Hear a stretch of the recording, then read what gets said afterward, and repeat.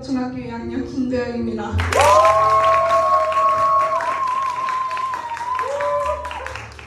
우선 이 자리에 서기까지 많은 고민도 갈등도 있었지만 그럼에도 이 자리에 서기까지 인도해주신 하나님께 영광 올려드립니다. 제가 사실 이 자리에 서기까지 많은 고민을 했던 이유는 사실 제가 함께 다니는 교회 친구들 중에 제가 가장 믿음이 약하다고 생각했기 때문이에요. 그렇지만 가장 약한 때일수록 가장 강하게 일하시는 하나님의 능력을 의지하고 저의 간증을 나누려고 합니다. 저도 다른 대부분의 친구들처럼 모태신앙이에요. 그러나 모태신앙에 어울리지 않는 굉장히 의심이 많은 사람이었습니다. 그래서 중1까지만 해도 굉장히 사람에 대한 경계심이나 사람의 마음을 쉽게 의심하는 사람이었습니다. 또한 제가 어느 정도 사람과의 관계에 선을 그어줄 정도로 경계심이 많던 사람이었어요. 그렇게 사람에 대한 믿음이 굉장히 낮다 보니 사실 눈에 보이지 않는 하나님에 대한 신뢰는 더욱 없었어요. 그래서 교회는 나오지만 학교에서 배우는 진화론에 조금 더 신뢰했고 성경을 부분적으로만 믿었습니다. 그러니 저에게 하나님을 믿는 신앙은 그저 마음이 어려울 때만 찾는 분이셨던 거예요. 딱 신앙에 대해 그리고 교회에 대한 고민이 커지던 때에 전도사님께서 오셨어요. 그때 저도 이제 막 중학생이 되어서 전도사님이 새로 오셨다는 걸 몰랐는데 제가 중학생이 되던 그 해에 전도사님이 오셨더라고요. 사실 전도사님을 만나고 제자훈련을 하고 그렇게 지금의 중2 같은 반 친구들과 알아가기 시작할 때 제 마음은 정말 딱딱했었거든요. 그런데 지난 동계수련회 때 서중현 목사님께서 전해주신 말씀 중 하나님께서 나를 기다리고 계신다는 말씀을 듣고 큰 충격을 받았어요. 어떻게 나 같은 사람을 기다리고 계신다는 거지? 라는 생각이 들었었거든요.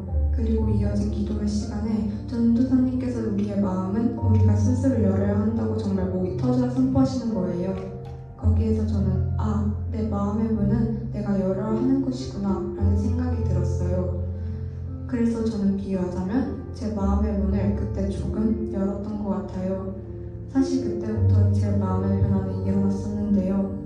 조금 연 마음의 문 사이로 하나님의 일하심이 분명하게 일어나기 시작했거든요.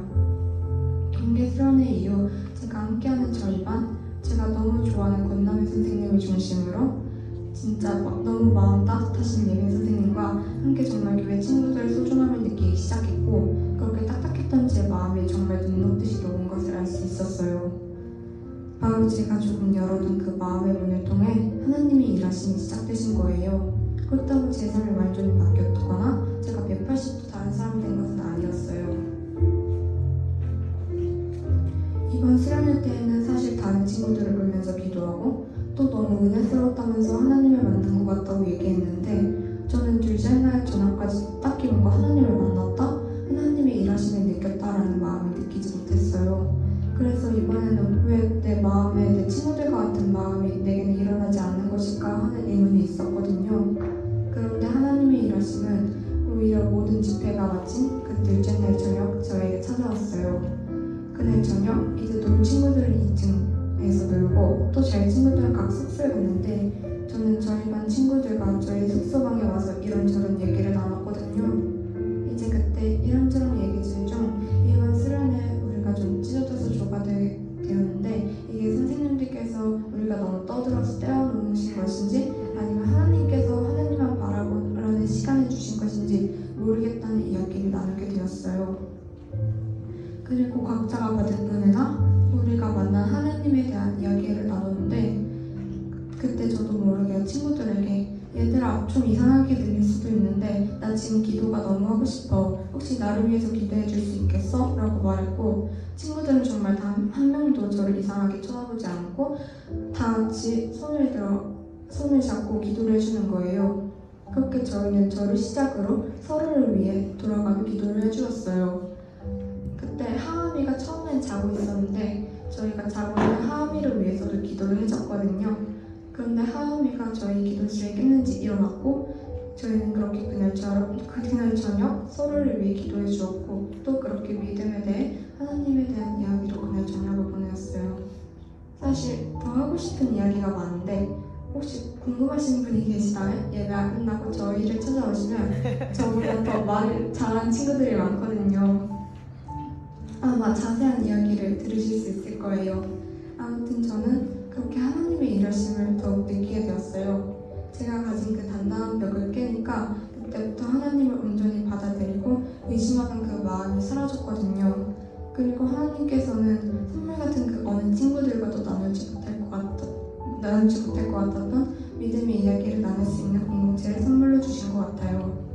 사실 한편으로는 이 공동체가 언젠가는 깨지지 않을까 하는 막연한 두려움이 있는 것도 사실이에요. 친구들 중 예서나 지우는 꼭 오늘 한 명 이상의 친구를 전도하고 싶다고 이야기하는데 사실 저는 조금 두렵거든요.